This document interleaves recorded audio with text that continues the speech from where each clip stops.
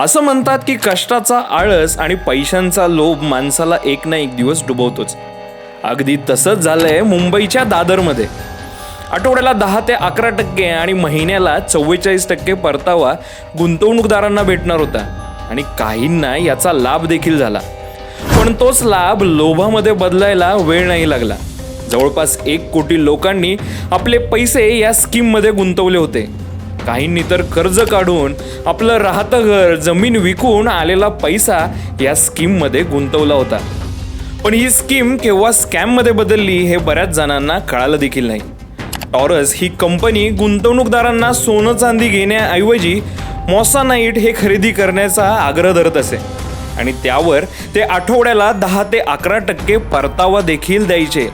या मिळालेल्या परताव्यामुळे लोकांचा विश्वास संपादन झाला आणि हे पाहून त्यांनी आपल्या मित्रांना, नातेवाईकांना या स्कीमबद्दल सांगितले.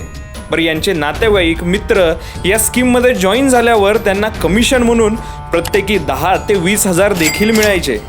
त्यामुळे या स्कीममध्ये अनेक गुंतवणूकदार वाढले. पण गेल्या 2 आठवड्यात पैसे न मिळाल्याने काही गुंतवणूकदारांनी पोलीस स्टेशन गाठलं. पण तोपर्यंत वेळ निघून गेला होता. टॉरेस कंपनीचा मालक रातोरात सर्व शोरूमचे शटर बंद करून जवळपास अब्जावधीचा घोटाळा करून फरार झाला होता आणि गुंतवणूकदारांनी जेवढं कमवलं होतं ते सगळं गमावलं.